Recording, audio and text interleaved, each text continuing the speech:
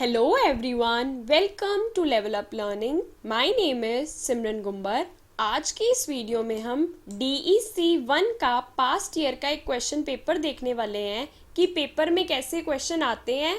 इसके साथ साथ हम इनके आंसर्स डिस्कस करेंगे कि किस हिसाब से आप इनके आंसर्स लिख सकते हो, ताकि आपको एक आइडिया मिल जाए पेपर में कैसे क्वेश्चंस आते हैं और आपको कैसे उन्हें अटेम्प्ट करना है. ये पेपर आप यहाँ पर देख सकते हो टर्म एंड दिसंबर 2020 का पेपर है, जो कि दिसंबर 2020 वाले एग्जाम सेशन के एग्जाम्स थे उनका पेपर है. DECE 1 आपको पता है, ऑर्गेनाइजिंग चाइल्ड केयर सर्विसेज. तो चलो बढ़ते हैं आगे क्वेश्चन पेपर में. अब ना आपको पता है आपका जो पेपर होता है ये 3 आवर्स का पेपर होता है, 3 घंटे का पेपर होता है. आपको पता होना चाहिए 100 मार्क्स का पेपर होता है. ये कुछ इंपॉर्टेंट चीज़ें भी मैं आपको बता रही हूँ ताकि आपके प्रिपरेशन में, आपके एग्ज़ाम अटेम्प्ट करने में मदद करें. अब आप यहाँ पर देखोगे, यहाँ पर ना एक नोट लिखा हुआ है, क्वेश्चन नंबर 1 इज कंपल्सरी. अब ये कह रहा है कि जो क्वेश्चन नंबर 1 है वो तो करना ही करना है. आंसर एनी अदर 4 ऑप्शंस, मतलब क्वेश्चन नंबर 1 जो होगा वो ज़रूर करना, उसके बाद बाकी अलावा कोई 4 क्वेश्चन कर सकते हो. तो टोटल आपको कितने क्वेश्चन करने हैं मैं यहाँ पर लिख देती हूँ. आपको टोटल क्वेश्चन करने हैं 5. ठीक है, तो बढ़ते हैं पहले प्रश्न की तरफ. देखो, फर्स्ट क्वेश्चन का ये ए पार्ट है. Imagine that you are in charge of a group of 20 children who are around 4 years old. ठीक है, 4 साल के बच्चे हैं, around 20 people. Plan a schedule of activities for 3 days which states the various activities you will carry out with them from arrival in the morning 8:30 till departure 12:30. अब आप ये देख रहे हो कितने मार्क्स का क्वेश्चन आया था, 15 मार्क्स का क्वेश्चन आया था. इसका सीधा सीधा आंसर ना मैंने क्या कहते हैं अपने चैनल पे एक इम्पॉर्टेंट क्वेश्चन आंसर्स की वीडियो में इसका आंसर डाला हुआ है, आप वहां से भी देख सकते हो. अदरवाइज मैं आपको यहाँ भी समझा रही हूँ. आप क्या करोगे, आप देखना, आपने ऊपर यहाँ पर ऐसे लिख दिया, मान लो शेड्यूल ऑफ 3 days. फिर आपने ना ऐसे टेबल सा बना दिया, टेबल बना दिया. यहाँ पे लिख देना मंडे, यहाँ लिख देना ट्यूसडे, यहाँ लिख देना वेडनेसडे, और यहाँ पर आपने लिख दिया टाइम शेड्यूल. अब आप यहाँ पे लिख रहे हो कि 8:30 से लेके 9 बजे तक children arrive, greet them, talk to each child, organise an assembly and rhymes. यहाँ तीनों में कॉमन चल जाएगा वो.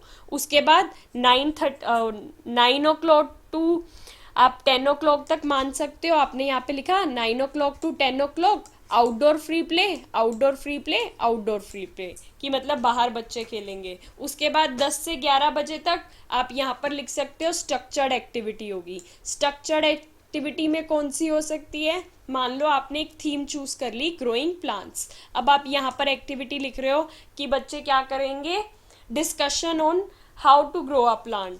फिर एक और एक्टिविटी यहाँ पर क्या करेंगे, प्लांटिंग सीड्स इन पोट्स. ठीक है, 2 एक्टिविटीज हो गई.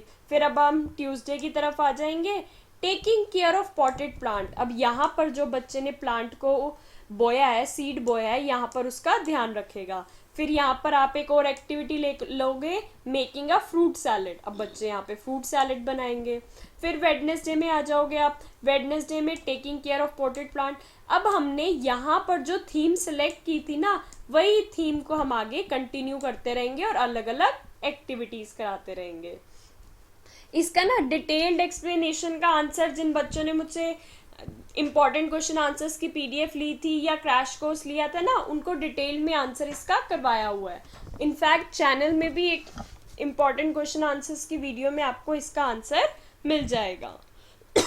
फिर आप यहाँ पर एक और एक्टिविटी लिख सकते हो, walk in neighbourhood focusing on different flowers. फिर आपने यहाँ लाइन डाल दी, फिर आपने लिख दिया 11 से 11:30 स्नैक टाइम हो गया, तीनों दिन स्नैक टाइम हो गया. फिर 11:30 से 12 यहाँ पर स्टोरी टेलिंग करवा दी आपने, इधर कोई इंडोर फ्री प्ले करा दिया, इधर डिस्कशन करा दी. फिर 12:30 से 12:30 यहाँ पर कोई पजल्स करवा दी, ब्लॉक्स करवा दिए, रोल प्ले करवा दिए.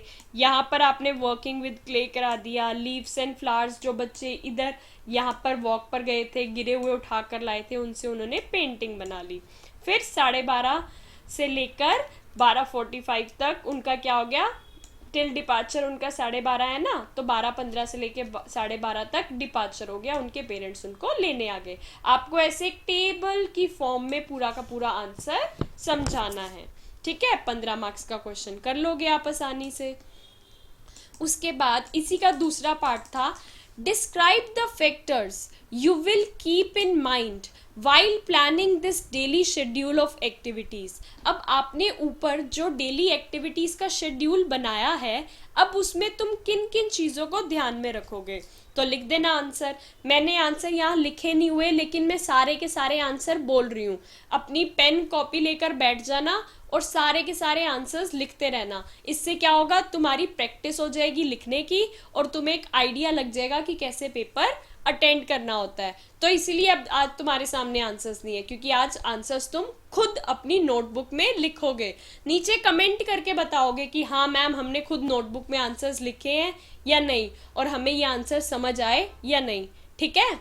ओके चलो, अब जैसे इसका है ना, तो इसमें मैंने लिख दिया factors I will keep in mind while planning this daily schedule of activities are.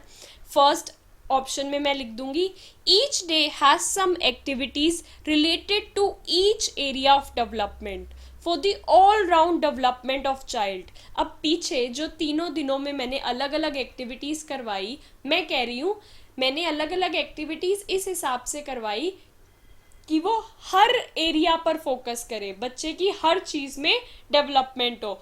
Physical development कैसे होगी, मंडे को हमने आउटडोर और इंडोर प्ले रखा हुआ था, ट्यूसडे को भी आउटडोर इंडोर प्ले था, वेडनेसडे को वॉक हो गई, आउटडोर प्ले हो गया, इससे उसकी फिजिकल डेवलपमेंट हो गई, ठीक है। सोशियो इमोशनल डेवलपमेंट कैसे होगी, पहले दिन मंडे को स्टोरी टेलिंग करवाई थी, ट्यूसडे को इंडोर प्ले था, आउटडोर प्ले था, वेडनेसडे को भी आउटडोर प्ले और पेंटिंग था, इससे उसकी socio economic development, emotional development हो गई।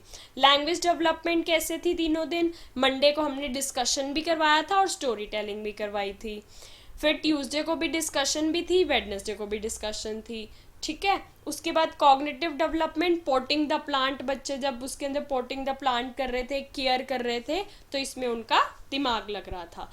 ये हो गया फर्स्ट ऑप्शन, आप ये ऐसे फर्स्ट लिख दोगे। उसके बाद सेकंड पॉइंट आप क्या लिखोगे, there is continuity in concepts from one day to the next.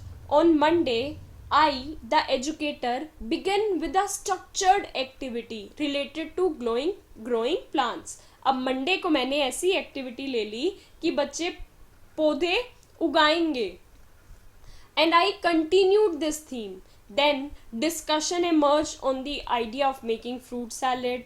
Then walk helped the children to perceive a link between the world around them and discussion in the class. Thus children's understanding was reinforced through different activities. अब ये क्या हो गया, एक मैंने theme ले ली कि बच्चा पौधा उगाएगा। अब आप मान लो, ये मैं थोड़ी सी ड्राइंग भी करके दिखा देती हूँ कि मैंने ये थीम ले ली, बच्चा पौधा उगाएगा, ये पेड़ है। अब तीनों के तीनों दिन मंडे, ट्यूसडे, वेडनेसडे मैंने ऐसी एक्टिविटीज करवाई कि बच्चे की जो ये थीम को लेकर समझ है ये अच्छी हो जाएगी, तो क्या होगा, उसका कॉन्सेप्ट स्ट्रॉन्ग हो जाएगा। पहले पॉइंट में मैंने बता दिया कि पहले दिन हर एरिया के लिए एक्टिविटी थी, फिर मैंने बता दिया कि मेरी थीम में कंटिन्यूटी थी। थर्ड में बता दिया मैंने, I the educator has provided for quiet and relaxed activities after vigorous one. अब मैंने क्या करा, मैंने ना एक बैलेंस बना दिया कि अगर बच्चे बाहर आउटडोर प्ले में बहुत तेज खेल के भागम भागी पकड़ पकड़ाई खेल के आ रहे हैं, थक गए हैं, तो अंदर आकर उनको मैंने फ्री प्ले दे दिया। फ्री प्ले मतलब शांति से बैठ गए, बस ब्लॉक से खेल रहे हैं, कुछ भी कर रहे हैं, ताकि उनकी बॉडी को रिलैक्स मिल सके। There is a mix of structured and free play activities as well. The time scheduling is such that sufficient time has been allotted for children to complete an activity to their satisfaction. ठीक है, अब हमने बता दिया, हमने ये 5 marks का question था ना, 5 मार्क्स के क्वेश्चन के लिए हमने पॉइंट्स दे दिए कि क्यों हमने एक्टिविटीज जो चूज करी उसमें क्या क्या चीजें ध्यान में रखी। अब आप देखोगे ये एक कंबाइंड क्वेश्चन था और ये 20 नंबर का था। अब आपको अब आपको पता है जब आप इतना बड़ा क्वेश्चन अटेंड करते हो तो आपको क्या चीज लिखनी जरूरी है? कंक्लूजन। कंक्लूजन आप जरूर लिखोगे। कंक्लूजन से क्या होता है कि ना एक सम अप मिल जाता है कि आप आंसर में क्या समझाना चाह रहे थे और आपने क्या क्या चीजें जरूर डाली हैं। To foster all round development some activities must be planned for each area of development। All round development के लिए हमें कुछ एक्टिविटीज प्लान करनी है हर एरिया ऑफ डेवलपमेंट के लिए। There should be balance between structured activities and free play, कि जो स्ट्रक्चर्ड एक्टिविटीज मैं सोच कर आई हूँ एज अ टीचर बच्चों को करवाने के लिए वो भी होनी चाहिए और फ्री प्ले भी होना चाहिए जो बच्चे खुद करना चाहते हैं। इसके साथ साथ आपका फर्स्ट क्वेश्चन कंप्लीट होता है। आप इस हिसाब से अटेंड करोगे तो आपको अच्छे नंबर मिलेंगे। आप देखोगे ऊपर उन्होंने 3 दिन का शेड्यूल पूछा था, हमने प्रॉपर एक एक आधे आधे घंटे के शेड्यूल के हिसाब से एक्टिविटीज का 3 दिन का शेड्यूल बना दिया। बी पार्ट में उन्होंने पूछा था कि जो तुमने एक्टिविटीज बनाई हैं उसमें तुम क्या क्या चीजें दिमाग में रखोगे, हमने वो भी सारी चीजें बता दी। कंक्लूजन भी लिख दिया। फर्स्ट क्वेश्चन कंपल्सरी था, वो तो करना ही करना था। उसके बाद बाकी 4 क्वेश्चन कोई करने हैं, लेकिन मैं तो आपको सारे के सारे समझाऊंगी क्योंकि मैं तो टीचर हूं, मुझे तो आपको सारे समझाने हैं। लेकिन आज मैं आपके लिए आंसर्स क्यों नहीं लिख कर लाई? इसलिए नहीं लिख कर लाई क्योंकि मुझे पता है मेरे बच्चों की काफ़ी पढ़ाई हो चुकी है, लेकिन अब टाइम है प्रैक्टिस का। वो खुद पेन पेपर लेकर बैठ जाएं, मेरे आंसर्स सुन रहे हैं, उनको आइडिया मिल रहा है, साथ साथ खुद अपने आंसर्स लिखें। खुद आंसर्स लिखेंगे तो उनको एक प्रैक्टिस हो जाएगी और पेपर में डर कम लगेगा। दूसरा question, describe any 5 features of thought of children. अब आपको कोई 5 फीचर्स बताने हैं कि जो दर्शाते हैं कि बच्चा भी सोचता है during first 2 years of life, बच्चे के पहले 2 सालों में। Give an example of the child's action behavior which reflects that feature. You have to give 5 separate examples. हमें 5 separate examples देने हैं। मैं बोल रही हूँ, तुम लिख लो और समझ लो। देखो, पहला क्या हो सकता है? Imitation of adults। अब बच्चा क्या करता है? सामने वाले या अडल्ट्स को इमिटेट करता है। इमिटेट कैसे करता है कि मान लो अगर मम्मी कंघी कर रही है तो वो भी कॉम लेके कंघी करना बच्चा स्टार्ट कर देगा। मम्मी खाना बना रही है तो वो भी एक्टिंग करने लग जाएगा कि मैं खाना बना रहा हूँ। पहला पॉइंट, इमिटेशन ऑफ अडल्ट्स। बच्चा बड़ों की इमिटेशन करता है, नकल करता है। नकल कैसे करता है? क्योंकि उसके अंदर थॉट है ना, सोचने की क्षमता है, तभी तो इमिटेट कर पा रहा होगा। तो ये पहला पॉइंट हो गया। Second, remembers games. अब बच्चा गेम्स के रूल्स जो होते हैं ना उनको याद रखता है। आप बच्चे के साथ छुपन छुपाई खेल लो, उसको पता है मेरी डाइन है तो मुझे ढूंढना है कौन पर्दे के पीछे छुपा है, कौन बेड के नीचे छुपा है। या उसको पता है अगर मेरी डाइन नहीं है तो मुझे किसी ऐसी जगह पे छुपना है कोई मुझे ढूंढ ना पाए। ये क्या है? हाइड एंड सीक के रूल्स अगर वो समझ गया है तो उसके अंदर दिमाग है ना, सोच रहा है। तो आप सेकेंड पॉइंट ये लिख सकते हो, remembers game. Third, responding on his name. अपने नाम पर रिस्पॉन्ड करता है। अगर मान लो आप आवाज मारो, राजन वेयर आर यू, राजन, अब वो बच्चा ना इधर उधर सर हिला के देखने लग जाएगा। क्यों? क्योंकि उसको पता है राजन मेरा नाम है, कोई मुझे बुला रहा है, which means he responds on his name. अगर कोई बच्चा अपने नाम पे रिस्पॉन्ड कर रहा है तो सोच के ही रिस्पॉन्ड कर रहा होगा ना, दिमाग चल रहा होगा, तो सही है, मतलब वो सोच सकता है। तीसरा ये लिख देना। चौथा, follow the instructions of others. Mummy ने कह दिया जा बेटा किचन से चम्मच लेके आ, या ये चम्मच किचन में रखा, प्लेट रखा, प्लेट ले आ। अब ये क्या है? उसकी मदर उसको इंस्ट्रक्शंस दे रही है और वो बच्चा उन इंस्ट्रक्शंस को समझ रहा है, उनको फॉलो कर रहा है। अगर वो बच्चा उन इंस्ट्रक्शंस को फॉलो कर रहा है तो इसका क्या मतलब है? कि उसके अंदर दिमाग है। फिफ्थ लिख सकते हो, रिकॉग्नाइजिंग फैमिली मेंबर्स। अब वो मम्मी के साथ है तो नहीं रोता, खुश रहता है, लेकिन जैसे ही बाहर से वो आ जाते हैं, गेस्ट आ जाते हैं, तो वो कुछ ऐसे घबराहट सी शो करने लग जाता है, बात भी नहीं करता। क्यों? क्योंकि उसको पता है कौन अपना है कौन बाहर से आया है, तो वो अपनी फैमिली मेंबर्स के साथ कंफर्टेबल होता है। तो ये भी तो सोच ही रहा है ना कि हाँ ये मम्मी है, ये मेरे साथ रहती हैं, मुझे खाना देती हैं, तो मेरे को इनसे कोई डर नहीं है, लेकिन कोई बाहर से आया है तो पता नहीं मुझे मार देगा या क्या हो जाएगा, ये सब तभी है ना क्योंकि वो सोच पा रहा है। तो आप ये लिख देना। अब आपको 5 फीचर्स क्या पता चले? First, imitation of adults. Second, remembers games. Third, responding on his name. Fourth, follow the instructions of others. Fifth, recognizing family members. तो ये क्वेश्चन भी हो गया। आप देख रहे हो 20 नंबर का क्वेश्चन था ये, और कितना आसानी से हमने कर लिया। बस पेपर में भी आपको ऐसे ही करके आना है। क्या करना? लिख देना 5 features of thought of children during first 2 year of life.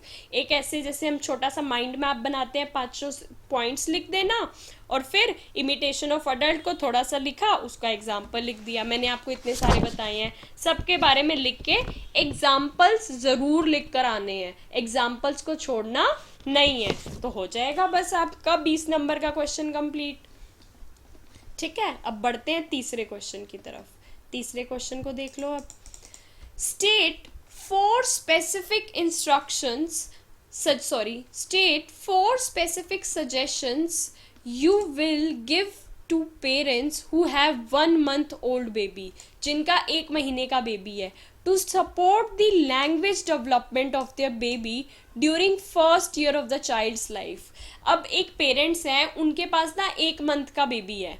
अब आप उसको क्या सजेशंस दोगे? आप उसको क्या सजेशंस दोगे कि आप क्या क्या करो बच्चे के साथ कि उसके पहले ईयर में लैंग्वेज डेवलपमेंट अच्छी हो, to support the language development during the first year of child's life. चलो देखते हैं फिर। पहला, parents should keep their language simple. अब आपको क्या करना है? बच्चा बहुत छोटा है, बहुत ही ज़्यादा छोटा है, अपने पहले साल में है, तो वो बड़े बड़े तुम्हारे फैंसी हाईटेक वर्ड्स नहीं समझ पाएगा, वो बस सिंपल सी लैंग्वेज समझ पाएगा। ऊपर उंगली करके दिखा दो फैन, सामने और उंगली करके दिखा दो एसी, नाक पे हाथ लगा के कह दो नोज, ईयर्स, बस सिंपल सिंपल वर्ड्स बताओ। धीरे धीरे बच्चा इन सिंपल वर्ड्स को बार बार बार बार रिपीट करके याद करना स्टार्ट कर देगा। उसके बाद आप एक सजेशन दे सकते हो, जब बच्चा 4 से 5 मंथ का हो जाएगा ना, तो बच्चा पेरेंट्स को उनको टॉयज़ और हाउस होल्ड ऑब्जेक्ट्स दिखाने स्टार्ट कर देने चाहिए। बच्चा थोड़ा बड़ा हुआ 4 से 5 महीने का जब बच्चा होगा ना, मैं आपको साथ में टाइम फ्रेम्स मंथ्स भी बता रही हूँ। 4 से 5 मंथ का बच्चा हुआ, आप क्या कर रहे हो? आप उसको कैट का कोई आपके पास टॉय है, आप उसको दिखा रहे हो, कह रहे हो दिस इज़ अ कैट। कोई डॉग का टॉय दिखा के कह रहे हो this is a dog. Tiger का दिखाकर कह रहे हो दिस इज़ अ टाइगर। अब ये क्या होगा? बच्चा रिसेंबल कर पाएगा कि हाँ ये टाइगर है, टाइगर ऐसा दिखता है। तो उसने रियल लाइफ ऑब्जेक्ट भी देख लिया, उसका नाम भी सीख लिया। उसके बाद जब बच्चा 6 से 7 महीने का हो जाएगा, तो क्या करना है? पेरेंट्स को इनकरेज करना है कि बच्चा अपने आप चीज़ें उठाए और उनके बारे में बात करे। मान लो उसने मम्मी का फ़ोन उठा लिया और कह रहा है दिस इज़ फ़ोन, या दिस इज फोन तो अभी नहीं बोल पाएगा, वो कुछ भी बोलेगा, ये phone, mummy phone, mummy phone, मतलब कुछ कुछ तो बोल पा रहा है ना, उससे रिलेट कर पा रहा है। तो आप ये कह सकते हो।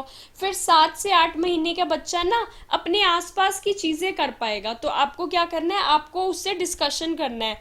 Look grapes, look AC, look अलमीरा, मतलब आपको उसका ध्यान अपनी तरफ, अपनी बातों की तरफ आकर्षित करना है।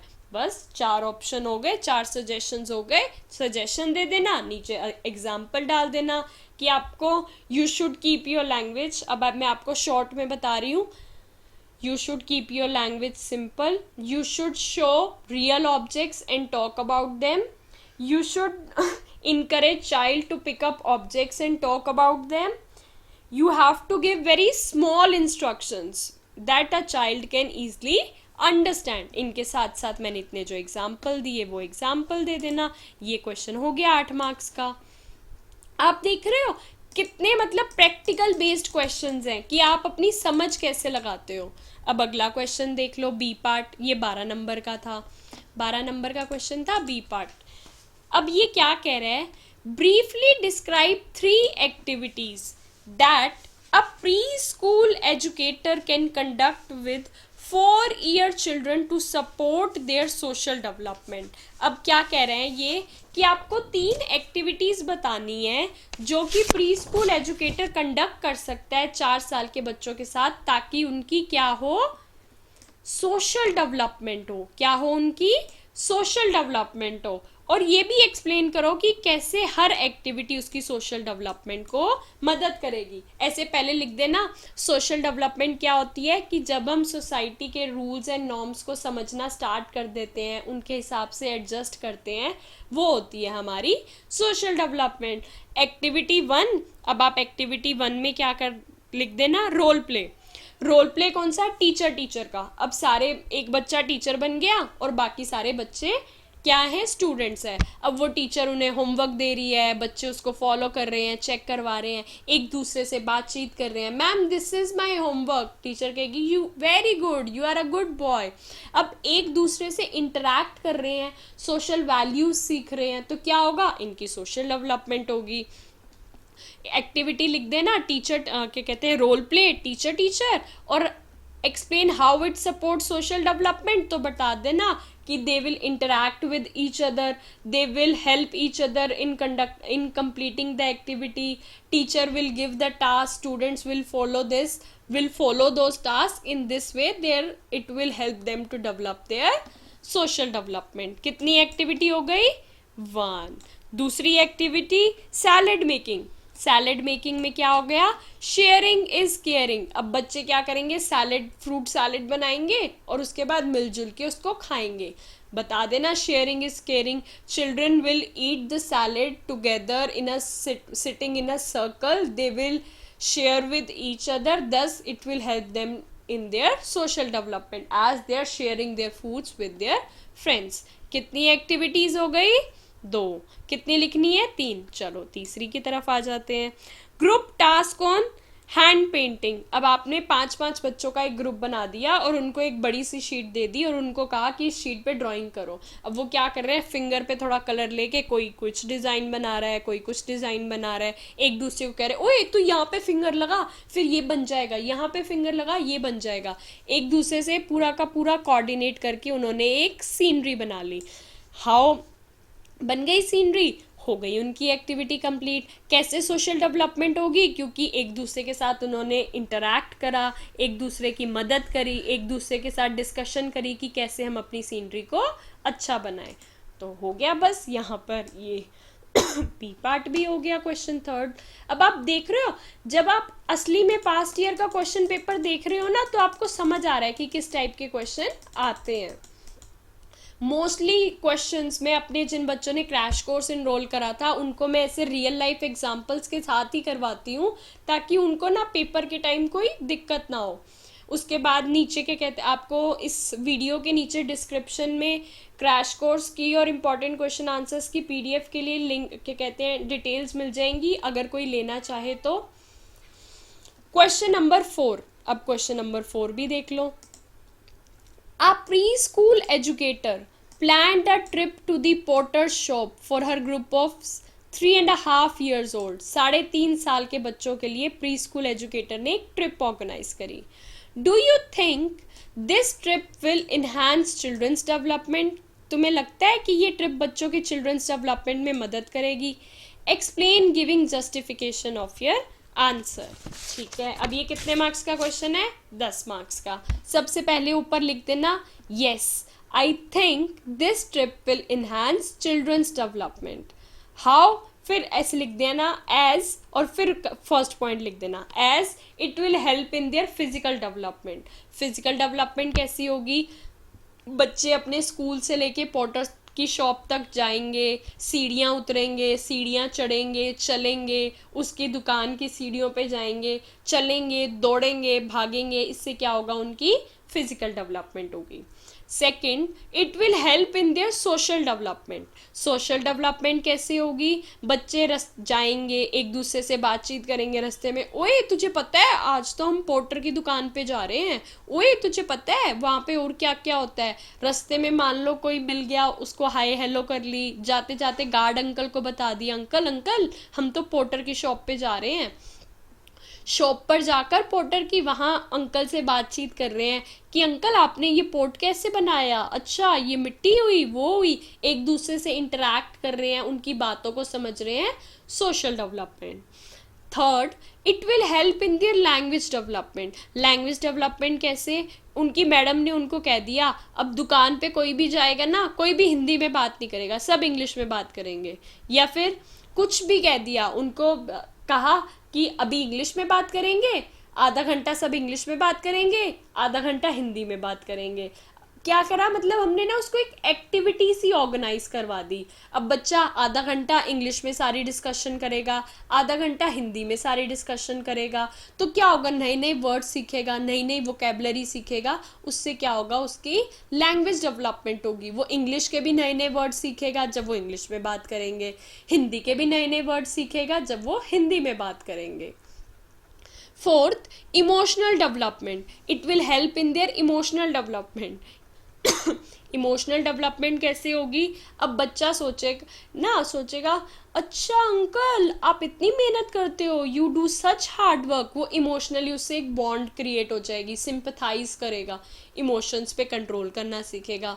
Fifth, it will help in there cognitive development, वो बच्चा सोचेगा कि कैसे कितनी मिट्टी गीली होनी चाहिए, वो कैसे अपना हाथ रख के पोर्ट को बना रहा है, फिर सुखा रहा है, दिमाग लगाएगा ना, दिमाग में ये चीज़ें डालेगा, तो इससे उसकी कॉग्निटिव डेवलपमेंट होएगी। अब ये क्वेश्चन में यही तो पूछा था, explain giving justification of your answer, हमने जस्टिफिकेशन दे दी। उसके बाद जब ऐसे क्वेश्चन पूछे जाएं तब आपको कंक्लूजन ज़रूर लिखना है। क्या कंक्लूजन ज़रूर लिखना है, एंड में लिख देना conclusion. Thus, I conclude that this trip will enhance children's all-round development as it will enhance their physical, social, language, emotional development in various ways. Thus, teachers should plan such activities time to time for their all-round development. 10 marks में आपने सारी की सारी चीज़ें बता दी। अगला question देख लो। What advice will you give to parents of preschool children regarding disciplining of their children? अब आप प्री स्कूल चिल्ड्रन के पेरेंट्स को क्या एडवाइस दोगे कि वो कैसे अपने बच्चों को डिसिप्लिन करा सकते हैं। ये मैंने अपने बच्चों को इंपॉर्टेंट क्वेश्चन आंसर्स में करवा रखा है, ठीक है, तो देखना मैं आपको फिर भी समझा देती हूँ। यहाँ पर देखो, मान लो पहली disciplining technique show and tell. आप क्या करो, बच्चे को दिखाओ और बताओ। Teach children right from wrong, क्या सही है क्या गलत। Model behaviours you would like to see in your children, आप जैसा बिहेवियर बच्चे के अंदर देखना चाहते हो वैसे खुद बिहेव करो। सेकेंड, सेट लिमिट्स, आप बच्चे के लिए लिमिट सेट कर दो कि उसको कितने टाइम तक टीवी देख सकता है, मतलब वो आधा घंटा ही टीवी देख सकता है, इससे ज़्यादा नहीं। क्यों, ज़्यादा देर देखेगा तो आंखों पे फ़र्क पड़ेगा। या फिर उसके ध्यान रखो कि वो टीवी में क्या देख रहा है, क्योंकि वो अभी बच्चा है, उसको सारी चीज़ें नहीं पता कि उसके एज के लिए क्या सही है क्या नहीं। लेकिन you are the parents, you should take care of it कि वो क्या देख रहा है क्या नहीं, उसके लिए क्या सही है क्या गलत। गिव देम योर अटेंशन, आप अपना अटेंशन बच्चों को दो। अटेंशन बच्चे को दोगे तो क्या होगा, it will help to reinforce good behaviour in your child. That child will feel good if you will praise that, very good, you did a good job, or shabash, you are my superstar, you are very intelligent. Praise like that so that child get motivated to do more and more. Praise them for being good, you should praise them, yeah you are doing a very good job. Treat them with love and affection, you should show your love and affection to them. Even if they are doing anything wrong, teach them with calm words, with soft words, so that they can understand it. Tell them the consequences of doing wrong. Tell them if they will steal, they will get caught, police will catch them. Or tell them to be kind, tell them to be helpful. You can add such advices in your answer. Okay, बढ़ते हैं फिर अगले question की तरफ। Question number 5, question number 5 कहाँ है, नीचे है। देखो अब यहाँ पर आ गए हम क्वेश्चन नंबर 5 में। 5 का ए part, What aspects does one need to keep in mind if one wants to nurture children's creativity? अच्छा, ये जो मैं आंसर्स बता रही हूँ साथ साथ अपने नोट्स बना रहे हो ना, क्योंकि नोट्स ही मदद करेंगी आपकी अच्छी ग्रास्पिंग पावर को बनाने के लिए कि कैसे आंसर लिखना है कैसे नहीं। चलो बताते हैं कि हम क्रिएटिविटी बच्चे के अंदर कैसे नर्चर कर सकते हैं। लेट हिम बी फ्री, बच्चे को फ्री रहने दो, वो जो करना चाहता है करने दो। अगर आपने उसको एक प्ले रूम में छोड़ दिया, वहाँ बड़ी सारी एक्टिविटीज़ हैं, तो बस उसको बांध मत दो कि तुझे स्टार के साथ ही खेलना है, बस स्टार के साथ खेलियो और कुछ मत करियो। नहीं, आपको ऐसे नहीं करना। लेट हिम बी फ्री, उसको जो करना है करने दो, अपनी खोजबीन करने दो। लेट हिम एक्सप्लोर, वो जिन जिन चीज़ों को एक्सप्लोर करना चाहता है उन सब चीज़ों को उसको एक्सप्लोर करने दो। जितना एक्सप्लोर करेगा उतना सीखेगा। डोंट जज, अब अगर वो किसी टॉय को उठाकर कहता है ये है मेरी सुपरमैन की छड़ी, इससे उड़ के मैं आसमान में जाऊंगा, तो उसको जज मत करो कि क्या पागल है, क्या बोल रहा है। नहीं, ये उसकी इमेजिनेशन है, इमेजिनेशन उसकी क्रिएटिविटी में मदद करेगी, उसकी क्रिएटिविटी को नर्चर करेगी। आप उसको जो करना है करने दो। जितना ज़्यादा वो खुद का दिमाग लगाएगा, खुद नई नई खोजबीन करेगा, उसकी क्रिएटिविटी इन्हांस होएगी। अब आप मान लो बैठा है बच्चा, ऐसे बैठ के वो ऐसे फ्लावर बना रहा है, मेरा तो फ्लावर थोड़ा अजीब सा लग रहा है, मान लो ऐसे फ्लावर बना रहा है, बनाने दो। ऐसे अब हो सकता है बैठ के वो कहे बटरफ्लाई बनानी है मुझे, बटरफ्लाई बना के कहे this is my favourite butterfly, this is red in colour, जो कर रहा है करने दो। ऐसे अगर मान लो ट्री बना रहा है, वो ट्री बनाने दो। फिर आप उससे ना ये है साथ साथ पूछ सकते, oh this is a tree, how does tree help us, oh this is a clouds, what does clouds do they rain. मतलब जो भी बच्चा कर रहा है ना उसको करने दो। अब ऐसे पूछ लो, oh this is a smiley emoji, which means a child is happy. मतलब बच्चा जो कर रहा है उसको करने दो और उसको इनकरेज करो कि हाँ भाई तू बहुत अच्छी चीज़ें कर रहा है, और कर और कर। जितना ज़्यादा बच्चा अपना दिमाग लगाएगा उसकी क्रिएटिविटी इन्हांस होगी, जितनी क्रिएटिविटी इन्हांस होगी उतना हमारे लिए अच्छा है। हो गया यहाँ पे 5वां क्वेश्चन भी ये part.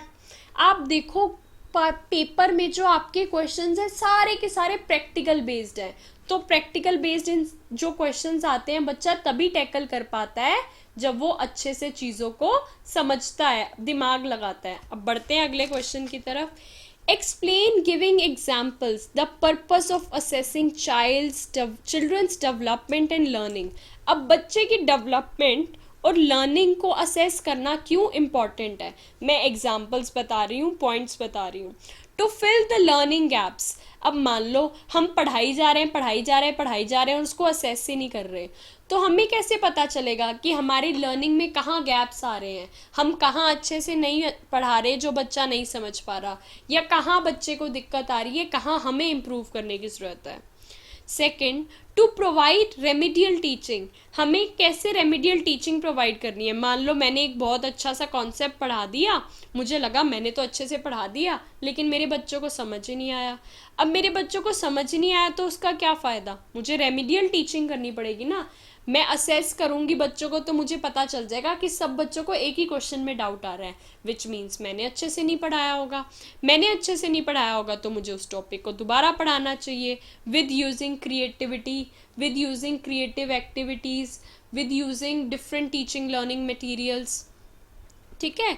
To understand child thinking, अब बच्चे की थिंकिंग को अंडरस्टैंड करने के लिए भी असेस करना जरूरी है। जब हम कई बार बच्चे का काम देखते हैं, होमवर्क देखते हैं ना, तो हमें पता चल जाता है कि वो किस हिसाब से सोच रहा है, कहाँ गलती कर रहा है, हमें कहाँ इम्प्रूवमेंट करनी है। इसलिए असेसिंग भी ज़रूरी है ताकि हम लर्निंग गैप्स को फिल कर सकें, रेमिडियल टीचिंग प्रोवाइड कर सकें, चाइल्ड की थिंकिंग को समझ सकें, अपनी टीचिंग को इम्प्रूव कर सकें और बच्चे की ऑलराउंड डेवलपमेंट में मदद कर सकें। तो ये देखो, अब ये भी 10 मार्क्स का ऊपर वाला क्वेश्चन था, कितना आसानी से कर लिया, नीचे वाला भी 10 मार्क्स का कितनी आसानी से कर लिया। ठीक है। 6th question, explain giving examples how children's language develop during the pre school years. अब प्री स्कूल ईयर्स में बच्चे की लैंग्वेज कैसे डेवलप होती है।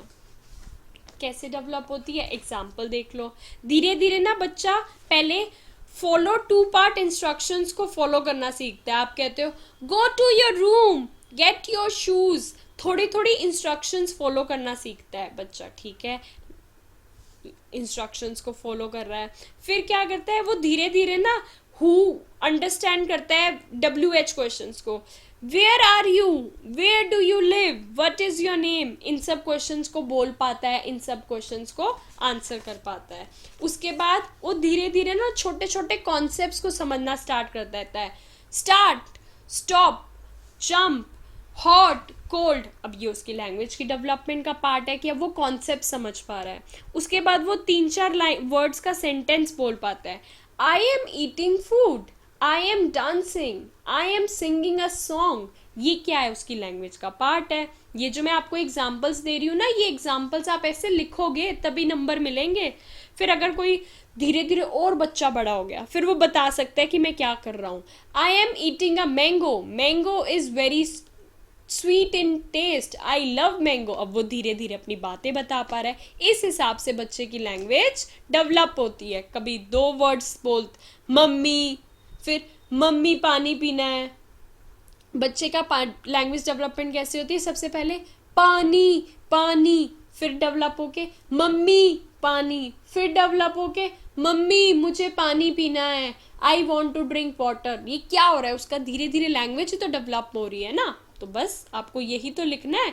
15 मार्क्स का क्वेश्चन था, मैंने तो आपको ऐसे ही एग्जाम्पल्स बता दिए, बट आपको इन एग्जाम्पल्स को प्रॉपर लिख के आना है, इनके एग्जाम्पल्स की एक्सप्लेनेशन लिखनी है और कंक्लूजन लिखना है। एक और पार्ट देख लो, 5 मार्क्स का था इसका, Why should art activities be a part of curriculum in an early childhood care education center? अब हमारे early childhood education center में आर्ट एक्टिविटीज़ क्यों होनी चाहिए? अब आर्ट एक्टिविटीज़ का क्या रोल है वो भी सुन लो। पहली, art activities are a way of expression. मतलब हम बच्चे को जब ड्राइंग का काम देते हैं तो वो अपनी मर्जी से, मान लो ऐसे ट्री बना देगा, ठीक है, यहाँ पर ऐसे हट बना देगा कि ये हट है, ऐसे करता है ना बच्चा, सबसे ज़्यादा यही ड्राइंग बनाता है। फिर यहाँ पर बादल बना देगा। तो क्या है, it is a way of expressing his ideas, his thoughts.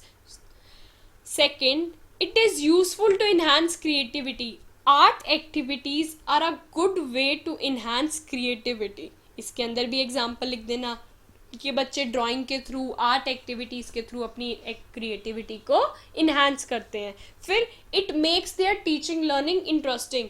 Drawing के साथ साथ उनकी जो टीचिंग लर्निंग होती है वो इंटरेस्टिंग बन जाती है।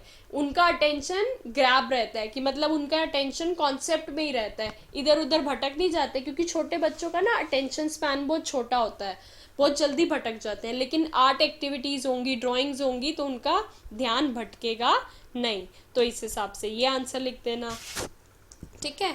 बढ़ते हैं फिर 7वें क्वेश्चन की तरफ। ये लास्ट था, अटेम्प्ट। अब ना देख लिया करना, इसमें भी ना लिखा होता है एनी 2 ऑफ द फॉलोइंग, तो आपको इनमें से कोई 2 करने हैं। 10-10 नंबर के 2, 20 नंबर के हो जाएंगे। लेकिन मैं तो आपको सारे बताऊंगी, क्योंकि मैं तो टीचर हूँ, मेरा तो फर्ज है आपको सारे आंसर्स बताना। Critical periods in development. अब ये क्रिटिकल पीरियड्स क्या होते हैं, मैं बोल रही हूँ, सुन लो। A critical or sensitive period is that time period in life when an environmental influence has its greatest impact on the development of the child। मतलब critical period, sensitive period वो time period है बच्चे की life में जिसमें कि environment उसकी development पर सबसे ज़्यादा प्रभाव डालती है। During this period, specific experiences affect the development of the child more than they do at other times। अगर इस टाइम पे छोटा सा छोटा एक्सपीरियंस, अगर उसको कोई बात ऐसी चुभ गई या फिर उसको कोई चीज़ ऐसे उसके माइंड में कोई बहुत बड़ा एक्सीडेंट हो गया, मतलब बाहर उसकी लाइफ में, तो उसके माइंड में ऐसे कोई डर का अभाव बन गया, तो वो थ्रू आउट द लाइफ उसको डर लगता रहेगा। मतलब ना इस टाइम पर जो स्पेसिफिक एक्सपीरियंस होते हैं उनका बहुत ज़्यादा इम्पैक्ट होता है बच्चे की लाइफ में। Example, a child begin to speak only when she is able to control the movements of tongue, lips and vocal cords and the brain has developed further. अब critical periods कैसे है? अब बच्चा बोलना सिर्फ कब स्टार्ट कर सकता है? जब उसका टंग पर, लिप्स पर, वोकल कॉर्ड्स पर कंट्रोल आ जाएगा. During these periods, if the child has favorable experiences, her development will be fostered. अगर इस टाइम पीरियड में उसको अच्छे एक्सपीरियंस मिलते हैं तो उसकी डेवलपमेंट बेटर हो जाएगी. If in these periods experiences are unfavorable, तो डेवलपमेंट सफ़र करेगी. ठीक है. There are critical periods in prenatal development as well. जब बच्चा माँ के पेट में होता है तब भी ये critical periods होते हैं. It has been observed that the first 3 months of pregnancy are by and large critical for the most body system, and exposure to harmful environmental factors during these months can cause major development defects. जब बच्चा माँ के पेट में होता है तो पहले 3 महीने बहुत इंपॉर्टेंट होते हैं. छोटी सी भी कोई गलती, छोटा सा भी कोई हार्मफुल इफेक्ट बच्चे की डेवलपमेंट पर बहुत बड़ा जोर डाल सकता है. आप ऐसे लिख कर आ जाना. ठीक है. अब आ जाओ अगला. अगला क्या है? Parental involvement in a pre school centre. अब पेरेंट्स की इन्वॉल्वमेंट कैसे हो सकती है प्री स्कूल सेंटर में? आप कोई एक्टिविटी करवा रहे हो, आप पेरेंट्स को बुला लो कि वो भी अपना योगदान दे. जैसे कि मैंने अपने बच्चों को ना इम्पॉर्टेंट क्वेश्चन आंसर में करवाया था कि बसंत पंचमी का कोई डे फेस्टिवल सेलिब्रेट हो रहा है तो मदर्स आ गई, उन्होंने पीले चावल बना दिए. ठीक है. कोई पेरेंट्स अगर डॉक्टर हैं, किसी के पेरेंट्स डॉक्टर हैं तो एक दिन स्कूल में आ जाएंगे और हमें बताएंगे कि हमें अपनी हेल्थ का कैसे ध्यान रखना चाहिए, कैसे हम अपनी बॉडी को हेल्दी रख सकते हैं, वो अपने एक्सपीरियंसेस शेयर करेंगे. ठीक है. या फिर अगर किसी के माँ बाप टेलर हैं तो उनके जो छोटे छोटे पीसेस ऑफ क्लॉथ बचते हैं उनकी काम में से वो भिजवा देंगे, या फिर वो ना छोटे छोटे बच्चों के लिए फैंसी सी ड्रेसेस बनवा के भिजवा देंगे. पेरेंट्स का इन्वॉल्वमेंट हो रहा है ना, और बच्चों की वो फैंसी ड्रेसेस उनकी एक्टिविटीज़ में काम आ जाएंगी. ठीक है. आपको क्या करना है? आपको पेरेंट्स के साथ अच्छे से इंटरेक्ट करना है, उनका वेलकम करना है ताकि वो एक ऐसे अनवांटेड फील ना करें. उनके इमोशंस को भी समझना है. अगर कोई पेरेंट्स बहुत ज़्यादा हाइपर हो रहे हैं कि तुम मेरे बच्चे का ध्यान नहीं रखते, तुम ये नहीं करते, वो नहीं करते, तो आपको उन्हें अच्छे से हैंडल करना है क्योंकि वो माँ बाप हैं, उनको अपने बच्चे के लिए डर लगता है. तो आपको उनको अच्छे से सिंपथाइज करना है, उनके साथ कोऑर्डिनेट करना है. ठीक है. ऐसे लिख देना. Gross motor development during the first 3 years of life. Gross motor development क्या होती है? बड़ी मांसपेशियों का डेवलप होना. बड़ी मांसपेशियों का एक पहले define soon low. Gross motor skills are abilities that allow people to do things that involve using the large muscles in the torso, arms and legs to complete whole body movements. बच्चा भाग रहा है, दौड़ रहा है, इससे क्या होगा? उसकी बड़ी मांसपेशियां डेवलप होंगी. बड़ी मांसपेशियां डेवलप होंगी तो इसे हम कहते हैं ग्रोस मोटर डेवलपमेंट. एक बच्चा दिखा देना रस्सा कूदता हुआ या भागता हुआ. It includes activities like climbing, jumping, jacks. अब ये इन्होंने फर्स्ट 3 years पूछा है तो हम बताएंगे 3 years. जब 11 से 15 महीने का बच्चा होता है, children begin to walk independently. 11 से 15 महीने का बच्चा वॉक इंडिपेंडेंटली स्टार्ट करता है. When the child first attempts to walk, her feet are spread apart, the toes are turned outwards and the arms are held away from the body for better balance. 11 से 15 महीने ऐसे development होती है उसकी gross motor development. फिर 16 से 18 महीने में she can push a small table और चेयर.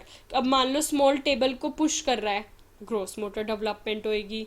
फिर 18 महीने के आसपास जो टॉडलर होता है वो थोड़े थोड़े ऑब्स्टेकल्स को ना क्लाइंब करना स्टार्ट कर देता है, थोड़ी थोड़ी छोटी छोटी सीढ़ियों पे चढ़ना स्टार्ट कर देता है. ठीक है. फिर उसकी वॉकिंग थोड़ी थोड़ी रनिंग में कन्वर्ट होनी स्टार्ट हो जाती है. पहले धीरे धीरे चलता है, फिर थोड़ा थोड़ा भागना स्टार्ट कर देता है. फिर क्या करता है? 9 से 19 महीने से लेके 24 मंथ तक का बच्चा प्रॉपर स्टेयर्स पे चढ़ने की कोशिश करना स्टार्ट कर देता है किसी का हाथ पकड़ के. तो इस हिसाब से क्या हो रहा है? उसकी बड़ी मांसपेशियां डेवलप हो रही हैं, बड़ी मांसपेशियां डेवलप हो रही हैं, तो इससे क्या होगा, उसकी ग्रोस मोटर डेवलपमेंट हो रही है। ठीक है, उसके बाद development of self concept during toddlerhood. Self concept क्या होता है, मेरी अपने आप को लेकर क्या कॉन्सेप्ट है। As the child's abilities develop, she achieves a feeling of competence, she recounts her abilities saying I can jump high, I can cross the road myself. अब ये क्या कह रहा है, बच्चा अपनी एबिलिटीज बता रहा है ना, मैं तो ऊंचा कूद सकता हूँ, मैं तो रोड भी क्रॉस कर सकता हूँ। In this way she learns about her self and these become a part of her concept of self. वो अपने बारे में चीज़ें सीखती है और ये उसका सेल्फ का कॉन्सेप्ट बन जाता है। Toddler acquire a sense of physical self understanding. धीरे धीरे बच्चा इस चीज़ को समझने लगता है कि मैं एक इंडिविजुअल हूँ। फिर आप उससे पूछो हु इज़ बिट्टू, तो बच्चा बताएगा I am Bittu, my name is Bittu, I am 5 years old, I live in Punjab, I have brown eyes, I go to school, I love rajma चावल। अब ये क्या है, उस बच्चे का अपने आप को लेकर सेल्फ कॉन्सेप्ट ही है ना। धीरे धीरे बच्चा जब बड़ा होता जाएगा उसका सेल्फ कॉन्सेप्ट चेंज होता रहेगा। अब जब थोड़ा बड़ा हो जाएगा तो उससे पूछेगा हु इज़ बिट्टू, तो वो बताएगा Bittu is a strong boy, Bittu is a brave boy. मतलब कुछ भी उसकी जो थिंकिंग होगी वो चेंज हो जाएगी। अब वो हमारा सेल्फ कॉन्सेप्ट कैसे किसी से इंटरैक्ट करने से इन्फ्लुएंस होता है, तो parents and others provide the child with information about her self.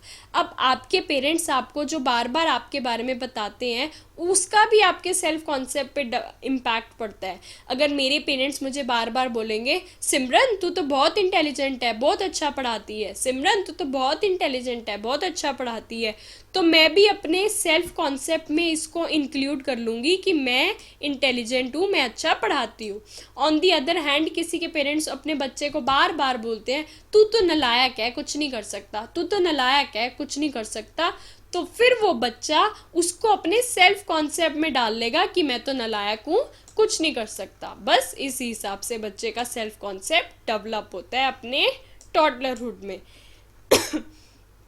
इसके साथ साथ DEC 1 का पास्ट ईयर का क्वेश्चन पेपर लेटेस्ट वाला जो दिसंबर 2020 का सेशन का पेपर था, फरवरी में हुआ था, उसका पेपर हमने डिस्कशन कर लिया कि किस हिसाब से क्वेश्चंस आते हैं और किस हिसाब से आपको अपने आंसर्स लिखने हैं ताकि पेपर में आप अच्छे मार्क्स स्कोर कर सको।